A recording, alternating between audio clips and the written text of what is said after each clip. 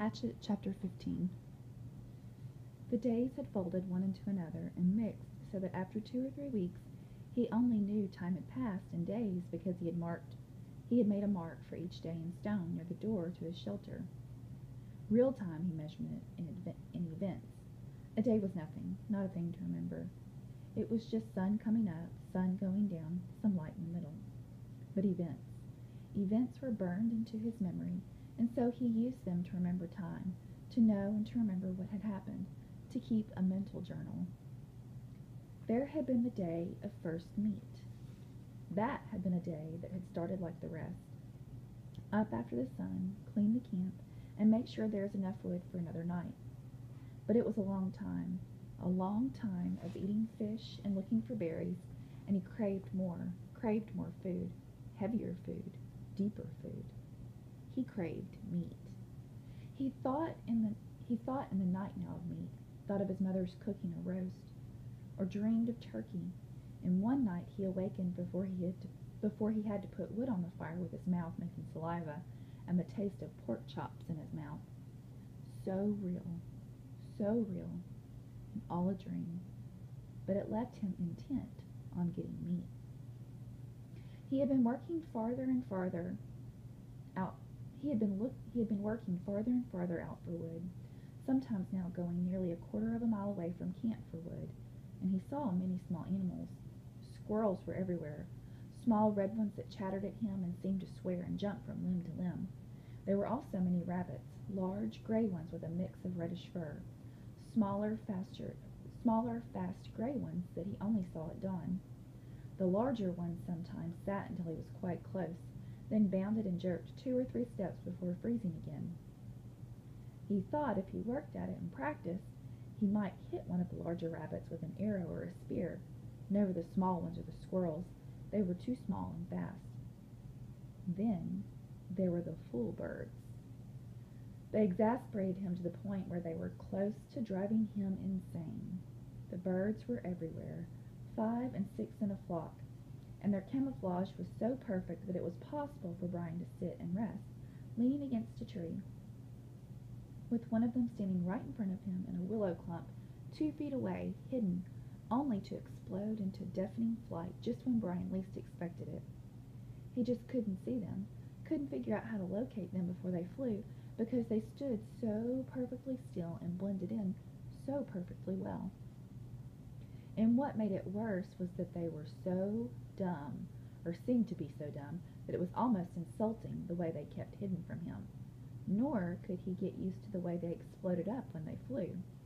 It seemed like every time he went for wood, which was every morning, he spent the whole time jumping and jerking in fright as he walked. On one memorable morning he had actually reached for a piece of wood, what he thought to be a pitchy stump at the base of a dead birch, his fingers close to touching it, only to have it blow up in his face. But on the day of first meet, he had decided the best thing to try for would be a fool bird, and that morning he had set out with his bow and spear to get one, to stay with it until he got one and ate some meat. Not to get wood, not to find berries, but to get a bird and eat some meat. At first the hunt had not gone well. He saw plenty of birds working up along the shore of the lake to the end, then down the other side, but he only saw them after they flew. He had to find a way to see them first, see them and get close enough to either shoot them with his bow or use the spear, and he could not find a way to see them. When he had gone halfway around the lake and had jumped up 20 or so birds, he finally gave up and sat at the base of a tree. He had to work this out.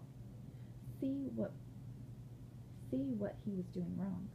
There were birds there, and he had eyes. He just had to bring the 2 things together.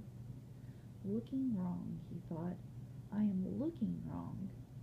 More than that, I am being wrong somehow. I am doing it the wrong way. Fine, sarcasm came into his thoughts. I know that, thank you. I know I'm doing it wrong, but what is right? The morning sun had cooked him until it seemed his brain was frying.